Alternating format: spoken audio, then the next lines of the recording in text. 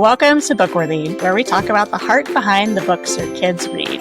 Today, we're talking with author Tenille Marie about her middle grade sci-fi adventure, So My Mom is an Alien, which follows Wyatt Ricardo on a wild adventure after his mother disappears. What will he discover about his mom and himself through the pages of this book? Welcome to Bookworthy, Tenille. Thank you for having me. I appreciate it. It is a pleasure. Now, we usually start our conversation with the random question of the week. So since we're in the fall, we will ask the must-know question. Is it pumpkin spice latte or apple cider as your drink of choice?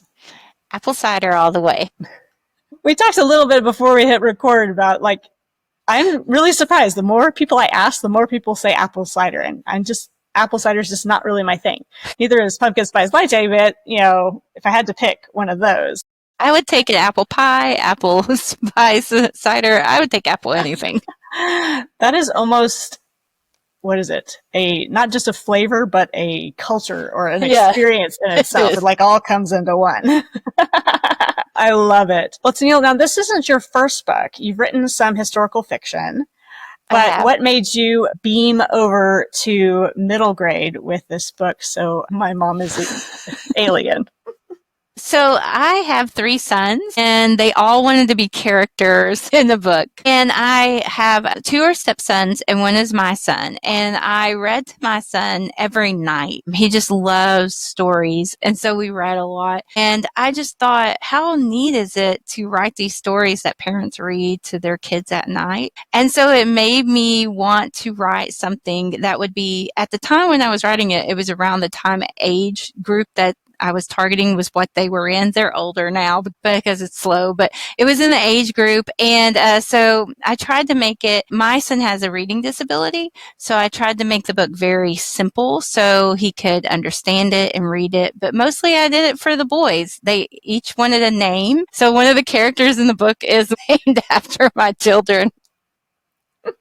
That's always fun, that little tidbit that only really you and your kids will know, but you won't know. You might know which ones, but you'll figure it. Too fun. Well, tell us a little bit about the book itself and where those ideas came from. The ideas came from, I think, from my boys too, because, when they look at me and their dad, they just see that we're boring parents. We just, we clean the house and we make the dinner and we go to work, and really there's nothing very special about us, So I think maybe a lot of kids just think about their parents as just being boring old parents. And so I kind of wanted a twist on that. I kind of wanted a story where the child found out their mom was a whole lot more than what they thought they were. Just a little bit. Just a little bit more than what they thought. Well, why do you think your reader, which middle grade is kind of that 8 to 12 range, will relate to your main character, Wyatt, so well? Well, I think they'll relate because he is definitely not perfect. And he also is, but I like it because I tried to make him where he's willing to learn. So he's learning, and he's got, problems just like everybody has problems, school related, where he needs to study more because he's not doing so great, but he's still trying. And, it's just, he wants friends and he loves his family. And so it just is, I think, very relatable character. He's funny. He has a good personality. There's a lot of parts where I read it to my sons and they laughed and they were like, "You wrote that?" Our sons never understand how humorous we can be. They don't. They do not. Well, what is it? I love with this book that you have brought in a blended family, that there is, the odd relationship of stepfather and stepmother and stepbrother and stepsister and just all those really weird interactions from your own experience in your own family, that you just wanted to have something that was relatable to kids that might find themselves in that situation.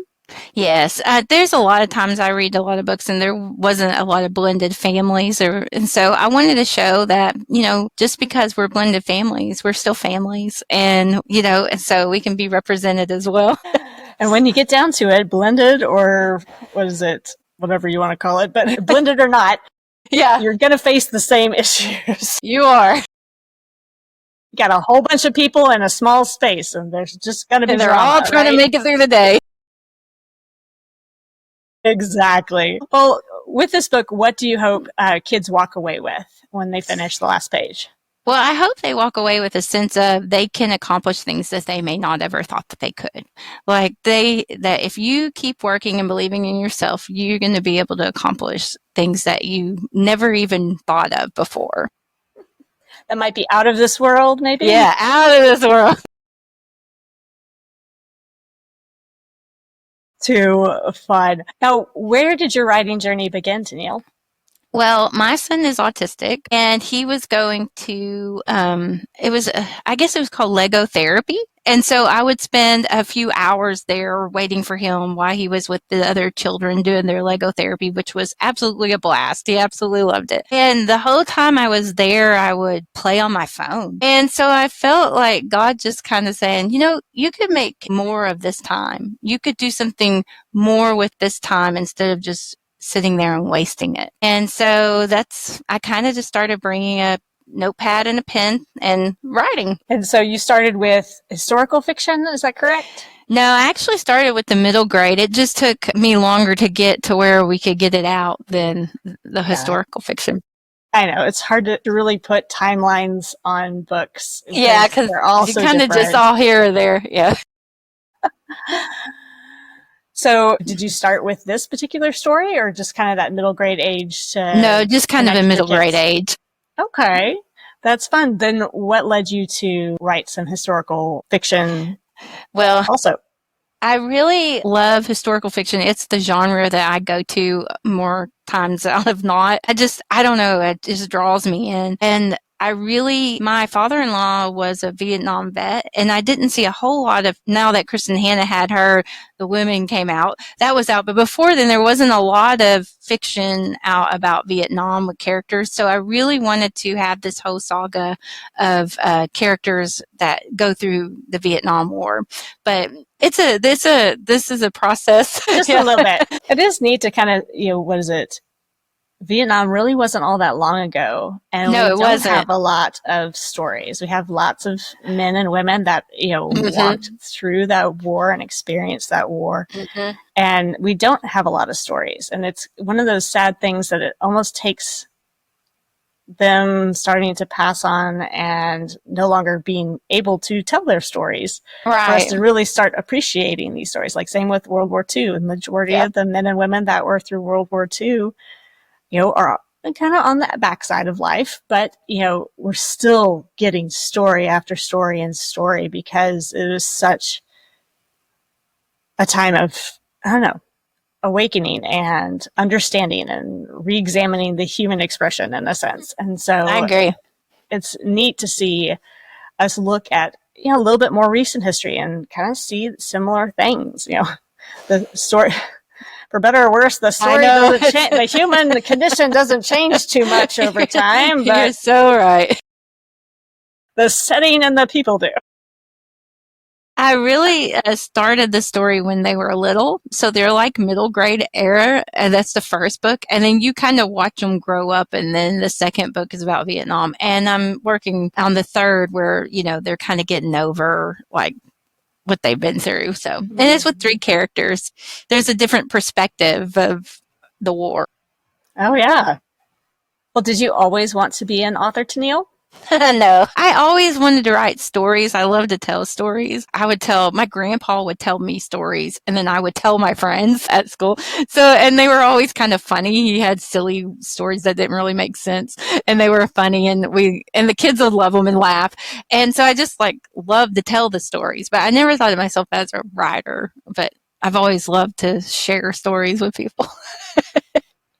Well, it took a lot of courage. What made you make that jump to, I just like to write, to being an author?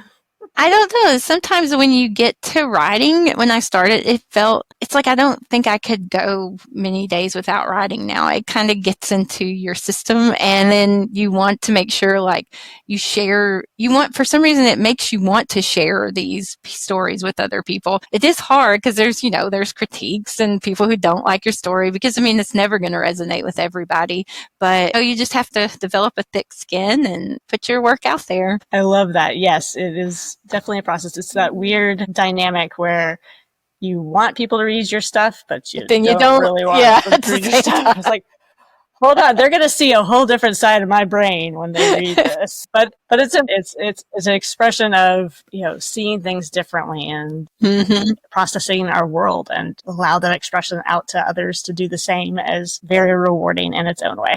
Yeah, exactly. Well, what is your favorite book, Tenille? My favorite book has always been Pride and Prejudice. I just love it. I can't help it.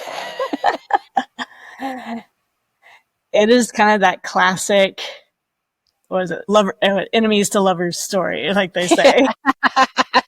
I've just always liked it. Okay. So I have to ask you the real question now about Pride and Prejudice. Mm-hmm. Do you prefer Keira Knightley version or the 6-hour BBC version? No, I can't help it. I don't know why. I don't know why. Every time it's on, I'll watch it. Can't help it. I don't know. It's something about the Colin Firth version is, I don't know. It might be 6 hours long, but it's I know everybody says that. I was like, I can't. I don't know. Keira, not to say anything against Keira, she did an amazing job and played Elizabeth Bennet very well. She did. That was it. That BBC or A&E version. I know, it's like the big with the story. It is. Now, Tenille, what is the most impactful book in your life other than the Bible? I was going to say the Bible. But, I know. There's this book called Local Girls that Alice Hoffman wrote, and it's really short, and it's not exactly, I guess there is some language in it. I try to stick to like clean books, but there is some language in it. But when I read that book, I realized like at the end, the meaning was, things get hard and things are rough, but if you keep just pushing on and keep going, then things end up working out or getting better in the end. Like just, you would need to hang on to see the good, and not give up. And so even though it's a short book, I really like it because that's kind of like what it's saying. We all need to be reminded to keep moving. Yeah, keep going. It's bad right now, but it'll be better. Situations might not change, but our perspective and our heart can. And right, exactly. What I tell my kids all the time is like, you can't change the circumstance, but you can change your attitude. Yes, that's exactly right. And the effort that you put into, yeah. Agreed. And because of that effort and that attitude, other things will change. So right, I agree. Too fun. Now, kind of going back to middle grade, do you have a favorite middle grade book? I do. Okay, you do. Good. Me and my son have read so many middle grade books together, but Wonder, I just love that book. Touched my heart so much. I actually started crying when I was reading it to him, and he said, "Are you crying?" And I said, "Yes." And he goes, "Hang on, let me get my phone." He was going to record me crying to send to his friends, and I was like, "That is so mean." Why are you not crying? I know, you should be crying too. But it's just such a well-written book with such a wonderful story and characters. I just love it. I've even read the ones that are written after it too. They're really neat stories, and they are a situation, no matter who we are, that we can relate to somebody in that story. We've all been, can't remember his name. Ozzy? Is it Oz? Yes, Ozzy. Yeah. We can all relate to Ozzy because we've all been that person at some point. And if not Ozzy, then one of the kids picking on Ozzy. And so it's one of those such well-rounded stories that brings out just places everybody has been and helps you see things from different angles. I know. It was amazing. It was a good story. I think I need to read it again with my kids because I think I read it when they were just a little too young to really get it. I think we need to read it again. Well, if you cry, make sure their phones aren't anywhere around. Right. Well, that's funny because like I'm not usually the one that cries at things. So my husband and I will be like watching a sappy movie, and he's like in tears, and he looks over at me and goes, "You're a horrible person." I'm like, "No, I'm not. I just express my emotions differently." And he's like, "Why are you not crying?" I think the only movie that I've ever like ugly cried at was I can't remember how the Benjamin Button story. Oh, yes, that was like, oh goodness. And my oldest son was, I think, 9 months old when that happened, so that was not the best movie to watch as a new mom. Oh, goodness gracious. Yeah, my brain went lots of places it should not have gone. Well, Tennille, what can we expect next from you? Well, I actually have the second installment of some of the middle grade, so my Mom's from Outer Space book written. So it'll be out probably like after this one, of course, but I got to finish it, fine tune it. And then I'm working on the last of the historical fictions. So I've got two almost done and almost getting closer. So there's a lot of work to do and to work in two different like parts of your brain too, because humorous, sci-fi adventure is one place and historical fiction is another. So I'm impressed. Thanks. Well, Tenille, where can people find out more about you and your books?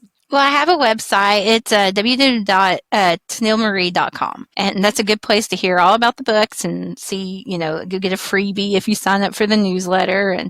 And also my Instagram is on there too. So you can follow me there as well. Very fun. I'll make sure to have that link in the descriptions. Thank you so much for joining me today, Tenille. Thank you. It's so nice to be here. Appreciate your time. It is my pleasure. And thank you for joining Tenille and me on this episode of the Bookworthy podcast. Check the show notes for any books or links that we discussed, and let us know in the comments which you would choose, a pumpkin spice latte or apple cider. Be sure to like and subscribe to discover more great books together. Happy reading!